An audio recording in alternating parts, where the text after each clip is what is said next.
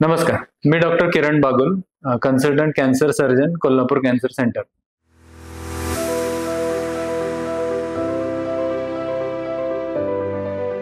आज आपण cervical vaccine याविषयी बोलणार आहोत. म्हणजे सर्व्हिक्सचा कॅन्सर, गर्भाशय मुखाचा कॅन्सर होऊ नये किंवा प्रतिबंधात्मक उपाय म्हणून लहान मुलींना किंवा लहान मुलांना जे व्हॅक्सिनेशन दिलं जातं, त्याविषयी आपण आज बोलणार आहोत. व्हॅक्सिन का द्यावं?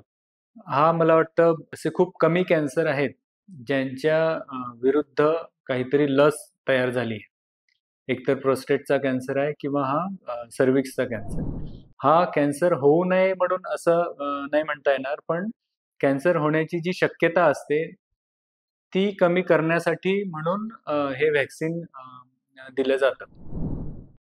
आपल्याला माहितीच आहे, की सर्व्हिक्सचा कॅन्सर होण्यासाठी जो व्हायरस किंवा विषाणू कारणीभूत असतो, ज्याला आपण HPV म्हणतो, ह्युमन पॅपिलोमा व्हायरस.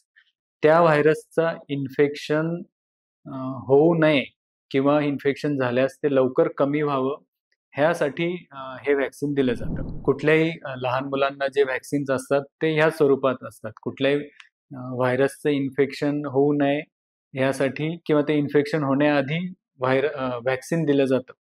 जेणेकरून शरीराला त्या व्हायरसचे अगेन्स्ट डिफेन्स मेकॅनिझम तयार करता यावा ह्यासाठी.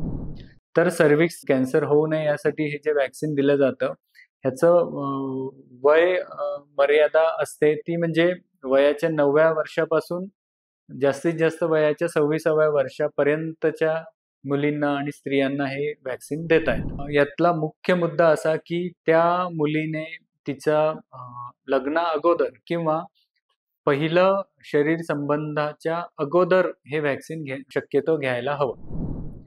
कारण आपल्याला माहितीच आहे, HPV व्हायरस हा शरीर संबंधातून एका व्यक्तीकडून दुसऱ्या व्यक्तीला पसरला जातो, ज्याला STD म्हणतात, सेक्शुअली ट्रान्समिटेड डिसीज. तर हे इन्फेक्शन होण्या अगोदर शक्यतो सर्व्हायकल व्हॅक्सिन घेतलेलं बरं. जरी काही स्त्रियांना मुलींनी समजा व्हॅक्सिन घेतलं नसेल आणि त्यांचं समजा लग्न झालं आणि शरीर संबंध सुरू झाले, तरी अशा स्त्रियांना वयाच्या 26व्या वर्षापर्यंत देखील हे व्हॅक्सिन घेता येतं. त्याचा चांगला इफेक्ट होऊ शकतो.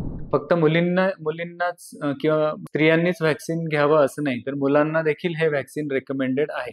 वयाच्या 9व्या वर्षापासून ते 26व्या वर्षापर्यंत मुलांच्याही गुप्तांगाची कॅन्सर होण्याचं प्रमाण हे व्हॅक्सिन घेतल्याने कमी होण्याची शक्यता असते. तर ह्या व्हॅक्सिनचा फायदा काय होतो?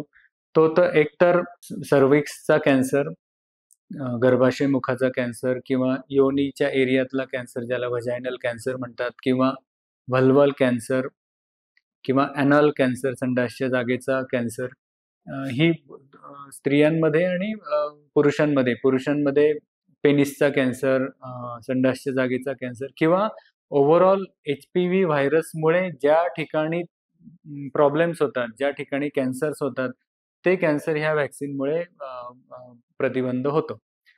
नुसतंच कॅन्सर नाही, तर नॉन कॅन्सरस कंडिशन, ज्याला आपण वॉर्ट्स म्हणतो, गुप्तांगाचे चामखीळ किंवा मस्से ज्याला म्हणतात, त्या गोष्टी देखील ह्या व्हॅक्सिन दिल्याने प्रतिबंध होऊ शकतो. तर ह्या व्हॅक्सिनचा डोस किती असावा किंवा किती वेळा द्यावा?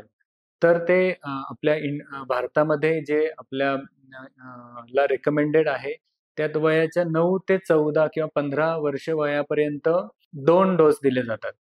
आज एक डोस घेतला, तर 6 महिन्याने दुसरा डोस घेता येतो. ते एक इंजेक्शन असतं.